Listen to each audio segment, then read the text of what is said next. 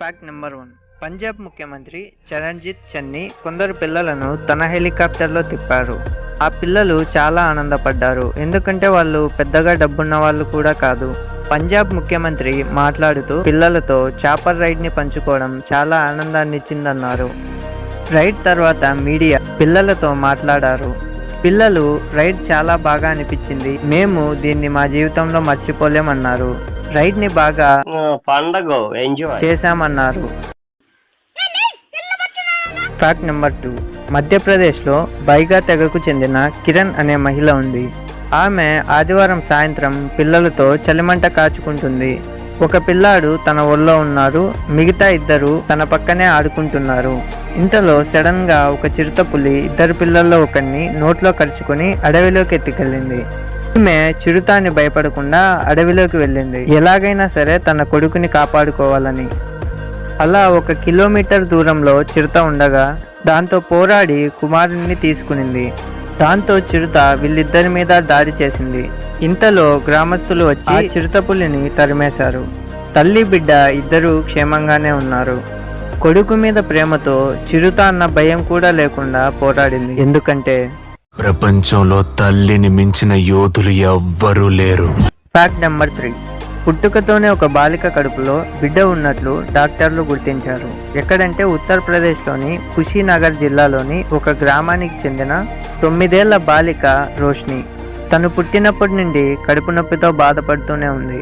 తల్లిదండ్రులు లోపల ఏదైనా గడ్డుందేమో అని హాస్పిటల్స్కి తిప్పుతూ ఉండేవారు. అలాగే భూత వైద్యులకు కూడా చూపిస్తూ ఉండేవారంట, కానీ నొప్పి మాత్రం తగ్గలేదు. ఆ పాపని ముంబైలోని హాస్పిటల్కి తీసుకెళ్లగా అక్కడి వైద్యులు పరీక్ష చేసి ఆ పాప కడుపులో గడ్డ కాదని ఒక చనిపోయిన శిశువు ఉందని చెప్పారు. వాళ్ళు సోనోగ్రఫీ పరీక్షలు నిర్వహించేటప్పుడు అక్కడ తల, కళ్ళు, చేతులు, కాళ్ళు కనిపించాయని చెప్పారు. ఒక కష్టమైన శస్త్రచికిత్స చేసి వైద్యులు ఆ శిశువును తీసేశారు. ఆ పాప కూడా బాగానే ఉంది. Fact number 4. ఫోర్బ్స్ జాబితా గురించి చాలా మందికి తెలుసు అనుకుంటా, కానీ తెలియని వాళ్ళ కోసం చెప్తున్నా. ఇందులో వ్యాపారవేత్తలు, గొప్పవారు, డబ్బున్నవారు ఈ జాబితాల్లో ఉంటారు. అలాంటి జాబితాలో ఒక ఆశా వర్కర్ స్థానాన్ని సంపాదించింది. ఒడిశాలోని చిన్న గ్రామానికి చెందిన మతిల్దా కుల్లు 2005లో ఆశా కార్యకర్తగా చేరింది. ఈమె భర్త ఒక కూలి, వీరికి 2 పిల్లలు. ఈమె తన సమీపంలో ఉండే గ్రామంలోని ప్రజలకు వైద్య సేవలు అందించేది. అయితే అప్పట్లో మూఢనమ్మకాలు చాలా ఉండేవి, కానీ ఈమె వాటన్నిటిని పారద్రోలి ఆ ప్రజలను ఆధునిక వైద్యం వైపు మళ్ళేలా చేసింది. ఇలా చేసే క్రమంలో చాలా అవమానాలు ఎదురైనా లెక్క చేయలేదు. రోజుకు కనీసం 25 నుండి 30 కిలోమీటర్లు తిరుగుతూ ఇంజెక్షన్ అంటే భయపడే ఆదివాసీలను ఇంజెక్షన్ చేయించుకునేలా చేసింది. ఈమెకు కరోనా వచ్చిన ట్రీట్మెంట్ తీసుకుని కోలుకోగానే తన విధుల్లోకి చేరింది. ఇంత చేసిన ఈమెకొచ్చే జీతం 4500. ఒక హెల్త్ వర్కర్గానే కాక ఒక మోటివేటర్గా 24 గంటలు అందుబాటులో ఉండి సేవలు అందించింది కాబట్టే the Forbes Indian W power 2021లో స్థానం దక్కింది. Fact number 5. అమెరికాకి చెందిన ఒక టెక్ సంస్థ ప్రజలకు ఒక ఆఫర్నిచ్చింది. ఏంటంటే ఎవరైనా తమ ఫేషియల్ ఫీచర్స్ని అంటే ముఖ లక్షణాలను ఇస్తే వారికి దాదాపు 1,50,00,000 చెల్లిస్తామని తెలిపింది. ఎందుకంటే వీళ్ళు ఒక హ్యూమనాయిడ్ రోబోని తయారు చేశారు. ఆ రోబోకి సహజ ముఖ స్వరూపం తెచ్చేందుకు ఈ ఆఫర్ని ఇచ్చారు. వీళ్ళకి ప్రజల నుండి చాలా అప్లికేషన్స్ వచ్చాయి.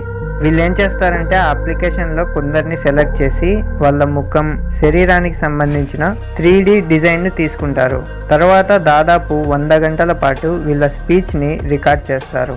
తరువాత ఒక కాంట్రాక్టు, అదే ఫేషియల్ ఫీచర్స్కి సంబంధించిన కాంట్రాక్టుపై సంతకం చేయాల్సి ఉంటుంది. అంటే ఎవరైతే సెలెక్ట్ అవుతారో వాళ్ళే. Fact number 6. పందులే గుంపులు గుంపులుగా వస్తాయి, సింహం సింగిల్గా వస్తుందనే డైలాగ్ మీరు వినే ఉంటారు కదా. కానీ చాలా రీసెర్చ్ల్లో తెలిసింది ఏంటంటే సింహాలు కొన్ని కేసెస్లో మాత్రమే ఒంటరిగా వేటకు వెళ్తాయి. చాలా వరకు గుంపులు గుంపులుగానే వేటాడతాయి. అది కూడా వాటిలో ఆడసింహాలే జంతువుల్ని చంపుతాయి, మగవి జస్ట్ వాటికి కాపలా కాస్తాయి అంతే. అంటే అది. Fact number 7. నియోడైమియం అనే అయస్కాంతాలు ప్రపంచంలో చాలా శక్తివంతమైన అయస్కాంతాలు. ఈ అయస్కాంతాలు అతుక్కుంటే తీయడం కొంచెం కష్టం, అంటే ఇవి చాలా పవర్ఫుల్గా ఉంటాయి. సో ఇలాంటి బలమైన అయస్కాంతాలనే లౌడ్ స్పీకర్లు, కంప్యూటర్లు, ఇయర్ ఫోన్స్లలో ఉపయోగిస్తూ ఉంటారు. అయితే భూమిలో నియోడైమియం నిక్షేపాలు ప్రస్తుతం అంతగా లేవు. ఒకవేళ ఉన్నా వీటిని చేరుకోవడం చాలా కష్టం. మైనింగ్ చేస్తే పర్యావరణానికి చాలా ప్రమాదం. కాబట్టి శాస్త్రవేత్తలు పాత చెడిపోయిన కంప్యూటర్లు వంటి వాటిని సేకరించి వాటిలో ఉన్న నియోడైమియం అయాన్లను వేరు చేసి కొత్త కంప్యూటర్లు తయారు చేయడానికి ఉపయోగిస్తారు. కానీ వీటిని వేరు చేసే పద్ధతిలో యాసిడ్లను బాగా ఉపయోగిస్తారు.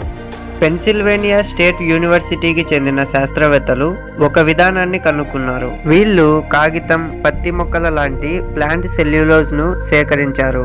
ఈ సెల్యులోజ్ లో ఉన్న నానో పార్టికల్స్ ని ఉపయోగించారు. వీటి చివర సెల్యులోజ్ పోగులు ఉంటాయి. ఈ పోగులకు వీళ్ళు రుణావేశాన్ని కలిగించారు, అంటే మ్యాగ్నెటిక్ ఎనర్జీనిచ్చారు. దీని ఫలితంగా నియోడైమియం అయాన్లు వీటిపైన ఆకర్షించబడతాయి. అంటే అయస్కాంతం పక్కన అయస్కాంతం పెడితే అతుక్కుంటుంది కదా, అలాగా. ఇలా వచ్చిన నియోడైమియంను ఇతర వస్తువుల్లో ఉపయోగించవచ్చు. పర్యావరణానికి కూడా పెద్దగా ప్రమాదం ఉండదు. Fact number 8. మీరు చూస్తున్న చేప పేరు లయన్ ఫిష్. వీటికి చాలా ఆకలి ఎక్కువ. తక్కువ టైంలోనే చాలా చేపల్ని తినేస్తుంటాయి. విచ్చుకున్న ఈకల్లాంటి నిర్మాణాల వల్ల వీటిని తినే చేపలు కూడా చాలా తక్కువ. అందుకే వీటి సంఖ్య రోజు రోజుకి పెరుగుతుంది. అంతేకాక ఇవి ప్రతి 4 రోజులకు ఒకసారి 30,000 నుండి 40,000 వరకు గుడ్లు పెడతాయి. ఇవి ముఖ్యంగా కరేబియన్, గల్ఫ్ ఆఫ్ మెక్సికోలో చాలా ఎక్కువగా ఉంటాయి. సో వీటి సంఖ్య తగ్గించేందుకు చాలా మంది వీటిని వేటాడి వీటి మాంసాన్ని తింటున్నారు. వీటిని వేటాడకపోతే చాలా చేపలు అంతరించిపోతాయి. కనుక ప్రస్తుతానికి వేట మాత్రమే ఒక మార్గం.